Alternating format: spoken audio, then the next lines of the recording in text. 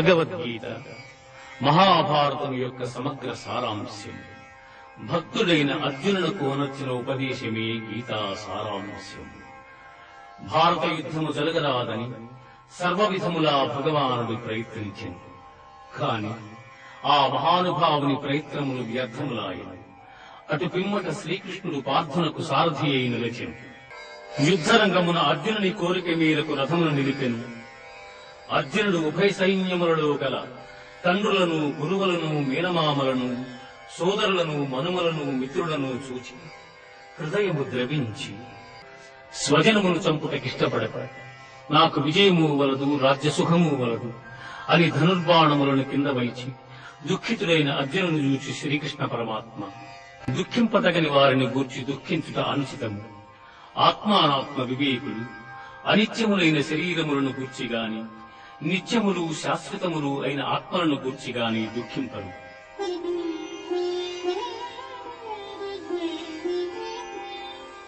మనుష్యుడెట్లు చినిగిన వస్త్రమును వదలి నూతన వస్త్రమును ధరించును, అట్లే ఆత్మ జీర్ణమైన శరీరమును వదలి కొత్త శరీరమును ధరించుచున్నది.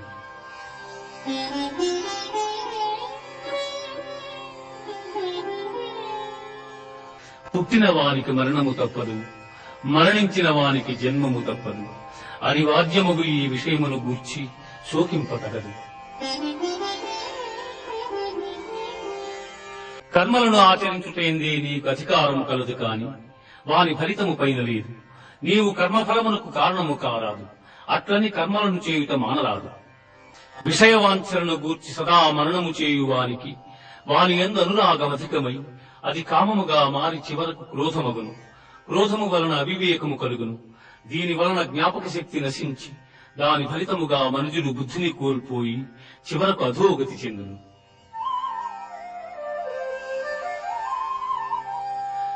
అర్జున, ఈ లోకములో ఆత్మానాత్మ వివేకము గల సన్యాసులకు జ్ఞానయోగము చేతను, చిత్తశుద్ధి గల యోగీశ్వరులకు కర్మయోగము చేతను ముక్తి కలుగుతున్నదని సృష్టి ఆదియందు నాచే చెప్పబడి ఉన్నది. పార్థ, నాచే నడుపబడు ఈ లోకమును చక్రమును బట్టి ఎవడు అనుసరింపడు వాడు ఇంద్రియలోలుడై పాపజీవనుడగుచున్నాడు. అట్టివాడు వ్యర్థుడు. జ్ఞాని కానివాడు సదా కర్మలను ఆచరించుచునే ఉండవలెను. అర్జున, నీవునర్చు సమస్త కర్మలను నాయందు సమర్పించి జ్ఞానముచే నిష్కాముడవై అహంకారము లేనివాడవై సంతాపమును వదలి యుద్ధము చేయుము. పొగ చేత అగ్ని, మురికి చేత అద్దము, మావి చేత శిశువు ఎట్లు కప్పబడును అట్లు కామము చేత జ్ఞానము కప్పబడి ఉన్నది.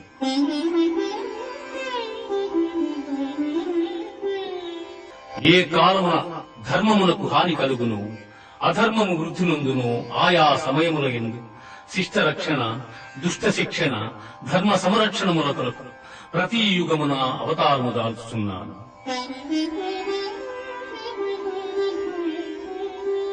అనురాగము, భయము, క్రోధము వదలి నాయందు మనస్సు లగ్నము చేసి ఆశ్రయించిన సత్పురుషుడు జ్ఞానయోగము చేత పరిశుద్ధులై నా సాన్నిధ్యమును పొందిరి.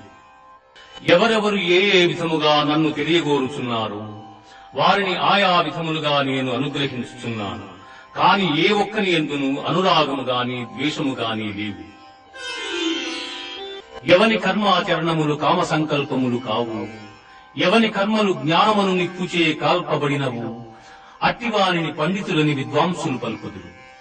యజ్ఞపాత్రము బ్రహ్మము, హోమద్రవ్యము బ్రహ్మము, అగ్ని బ్రహ్మము, హోమము చేయువాడు బ్రహ్మము. బ్రహ్మకర్మ సమాధి చేత పొందనగు ఫలము కూడా బ్రహ్మమనియే తలంచవలైను. శ్రద్ధ, ఇంద్రియ నిగ్రహము గలవాడు జ్ఞానమును పొందుటకు సమర్థుడగును. అట్టి జ్ఞాని ఉత్కృష్టమైన మోక్షమును పొందును.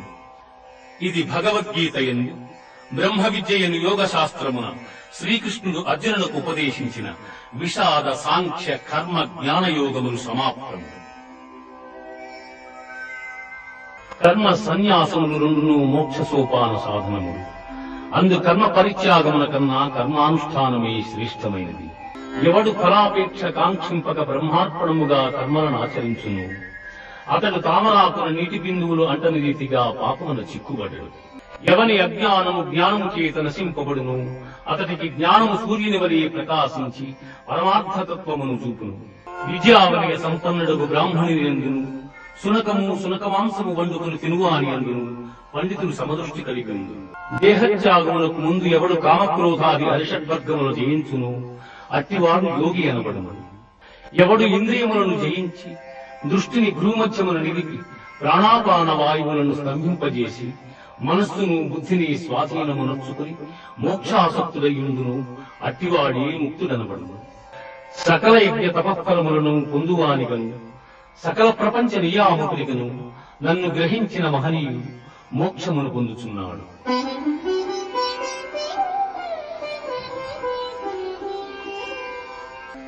అర్జున సన్యాసమని దేనినందురు దానిని కర్మయోగమనియు అందురు.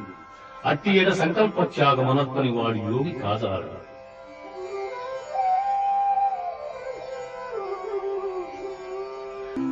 యుక్తాహార విహారాదులు కర్మాచరణము గలవానికి ఆత్మ సంయమ యోగము లక్ష్యము. గాలిలేని చోట పెట్టిన దీపము నిశ్చలముగా ప్రకాశించులాగునని మనోనిగ్రహము కలిగి ఆత్మయోగం అభ్యసించిన వాని చిత్తము నిశ్చలముగా నుండును. సకల భూతముల యందు సమదృష్టి కలిగిన వాడు అన్ని భూతములు తన యందును తనను అన్ని భూతముల యందును చూచు. అర్జున, ఎట్టివానికైనను మనస్సును నిశ్చలముగా నిలుపుట దుస్సాధ్యమే. అయినను దానిని అభ్యాస వైరాగ్యముల చేత నిరోధింపవచ్చును. అర్జున, పరిపూర్ణమైన విశ్వాసముతో నన్ను ఆశ్రయించి వినయముతో ఎవరు సేవించి భజించురో వారు సమస్త యోగులలో వేల కొలది జనులలో ఏ ఒక్కడో జ్ఞానసిద్ధి కొరకు ప్రయత్నించును. అట్లు ప్రయత్నించిన వారిలో ఒకానకుడు మాత్రమే నన్ను యథార్థముగా తెలుసుకొనగలుగుతున్నాడు. భూమి, జలము, అగ్ని, వాయువు, ఆకాశము, మనస్సు, బుద్ధి, అహంకారము అని నా మాయాశక్తి 8 విధములైన భేదములతో ఒప్పియున్నదని గ్రహింపును. అర్జున, నాకన్నా గొప్పవాడు గాని గొప్ప వస్తువు గాని మరేదియు ప్రపంచమును లేదు. సూత్రమున మణులు గుర్చబడినట్లు ఈ జగమంతయు నాయందు నిక్షిప్తమయ్యున్నది. భూమి యందు సుగంధము, అగ్ని యందు తేజము, ఎల్లభూతముల యందు ఆయువు, తపస్సుల యందు తపస్సు నేనుగా ఎరుగుము. పార్థ, త్రిగుణాత్మకము దైవ సంబంధమగు నా మాయ అతిక్రమింపరానిది. కాని నన్ను శరణుజొచ్చిన వారికి ఈ మాయ సులభ సాధ్యం. ఆర్తులు, జిజ్ఞాసువులు, అర్ధకాములు, జ్ఞానులు అను 4 విధములైన పుణ్యాత్ములు నన్ను ఆశ్రయించుతున్నారు. జ్ఞాన సంపన్నుడైన మానవుడు అనేక జన్మములెత్తిన పిమ్మట విజ్ఞాని అయి నన్ను శరణము నొందుచున్నాడు. ఎవడు అంత్యకాలమును నన్ను స్మరించుచూ శరీరమును వదలుచున్నాడు వాడు నన్నే చెందుతున్నాడు. అర్జున, ఎవడు అభ్యాస యోగముతో ఏకాగ్ర చిత్తమును దివ్యరూపుడైన మహాపురుషుని స్మరించును అట్టివాడు ఆ పరమపురుషునే చెందుతున్నాడు. ఆ మహాపురుషుడే సర్వజ్ఞుడు, పురాణ పురుషుడు, ప్రపంచమునకు శిక్షకుడు, అణువు కన్నా అణువు, అనూహ్యమైన రూపము కలవాడు, సూర్యకాంతి తేజోమయుడు, అజ్ఞానాంధకారముల కన్నా ఇతరుడు. ఇంద్రియ గోచరము కాని పరబ్రహ్మ పదము శాశ్వతమైనది. పునర్జన్మరహితమైన ఆ ఉత్తమ పదమే పరమపదము.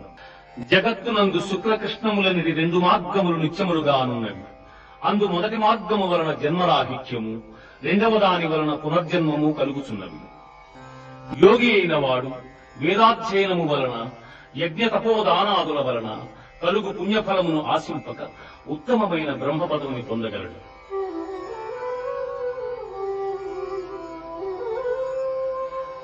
పార్థ, ప్రళయకాలమున సకల ప్రాణులను నాయందు లీనమగుచున్నవి. మరల కల్పాది యందు సకల ప్రాణులను నేనే సృష్టించుతున్నాను.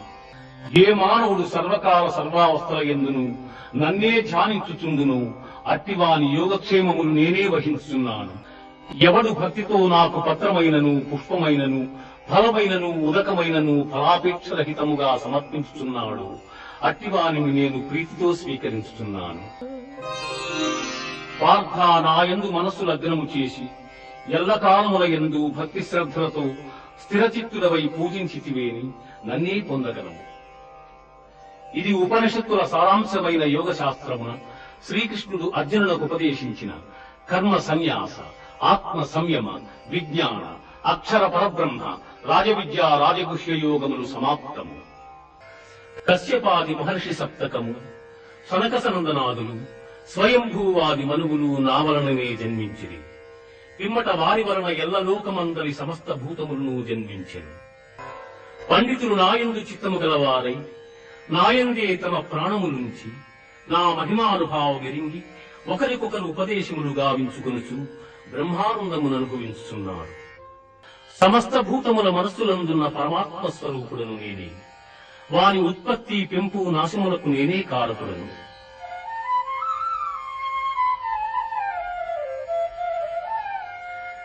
వేదములలో సామవేదము, దేవతలలో దేవేంద్రుడు, ఇంద్రియములలో మనస్సు, ప్రాణులందరి బుద్ధి నేనే. రాక్షసులలో ప్రహ్లాదుడు, గణికులలో కాలమును, మృగములలో సింహము, పక్షులలో గరుత్మంతుడు నేనే. లోకమునందు ఐశ్వర్యయుక్తమై పరాక్రమయుక్తమై కాంతియుక్తమైన సమస్త వస్తువులు నా తేజోభాగము వలననే సంభవములు.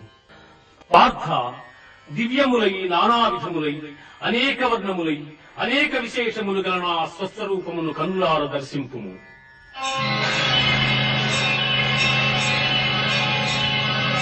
ప్రభో కృష్ణ, దేవా, ఎల్ల దేవతలు, ఎల్ల ప్రాణులు, బ్రహ్మాదులు, ఋషీశ్వరులు, వాసుకి మొదలుగుగా గల ఎల్ల సర్పములు నీ యందు నాకు గోచరమగుతున్నవి. ఈశ్వర, నీ విశ్వరూపం అనేక బాహువులతో, ఉదరములతో, ముఖములతో ఒప్పియున్నది. అట్లయ్యూ నీ ఆకారమున ఆద్యంత మధ్యములను గుర్తింపదారకున్నాను. కూరలచే భయంకరమై ప్రళయాగ్ని సమానములైన నీ ముఖములను చూచుట వలన నాకు దిక్కులు తెలియకున్నవి. కాన ప్రభో, నా యందు దయించి నాకు ప్రసన్నుడవు కమ్ము. కృష్ణ, ప్రసన్నుడవు కమ్ము.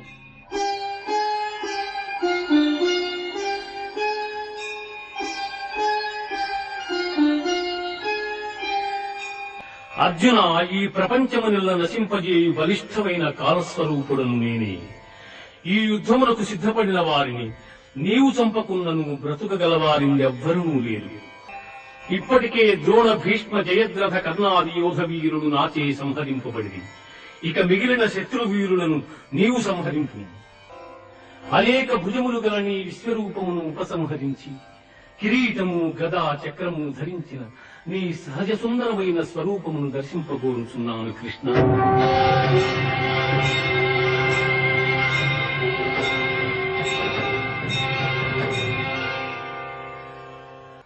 అర్జున, నీవు దర్శించిన ఈ నా స్వరూపమును ఎవ్వరునూ చూడజాలరు. ఈ విశ్వరూపమును దర్శింప దేవతలందరూ సదా కోరుచుందురు.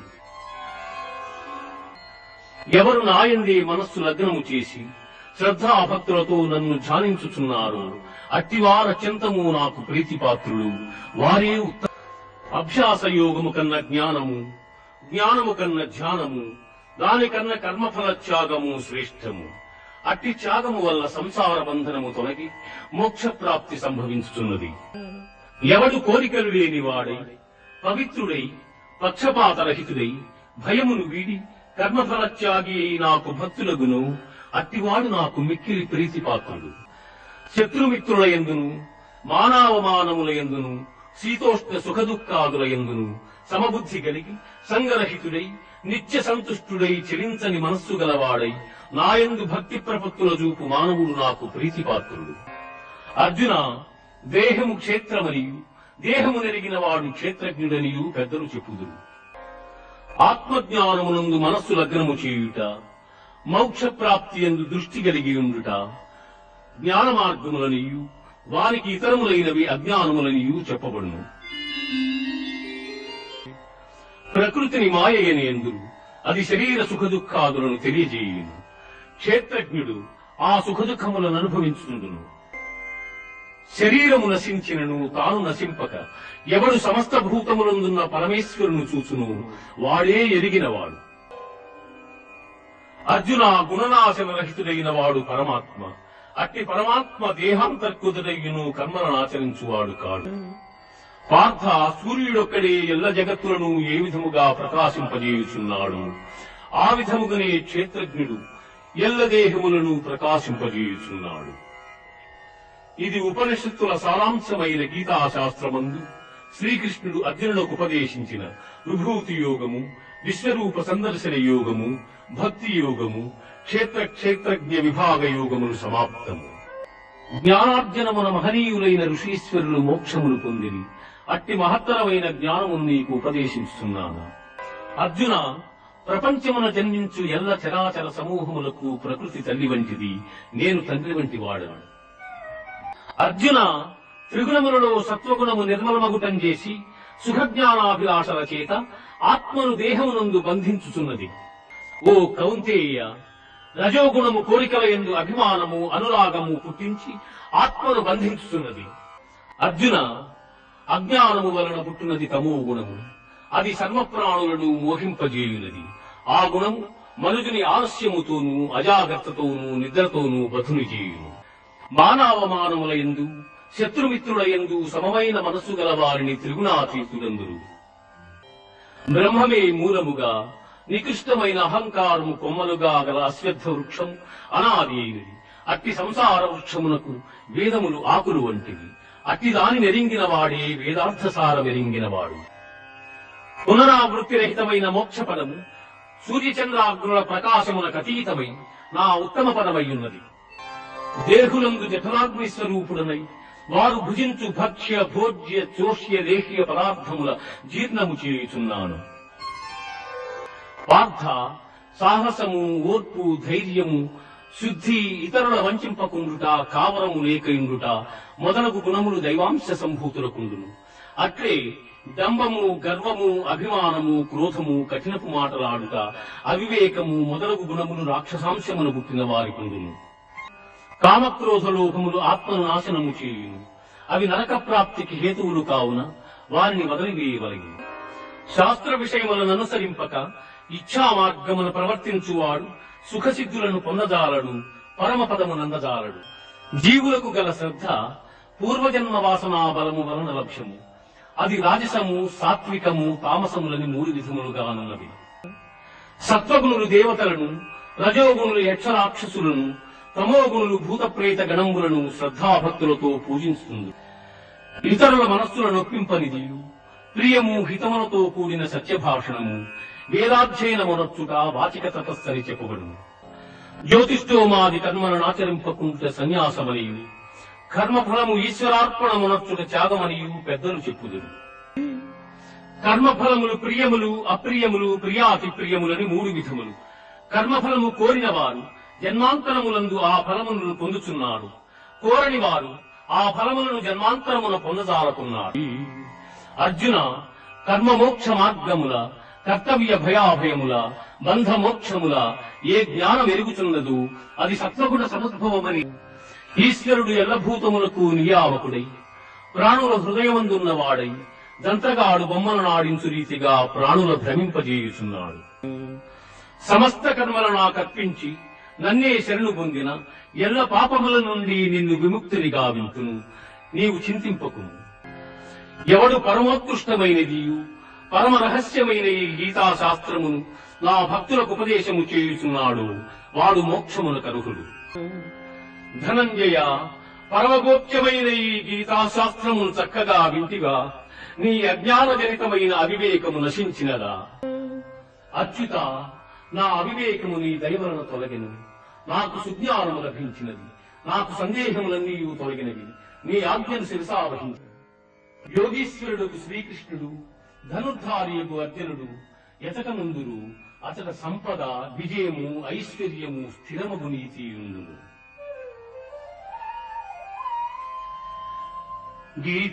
గీతాశాస్త్రమిదం పుణ్యం, గీతాశాస్త్రమిదం పుణ్యం, యప్పటే ప్రయతః పుమాన్ విష్ణోపదమవాప్నోతి.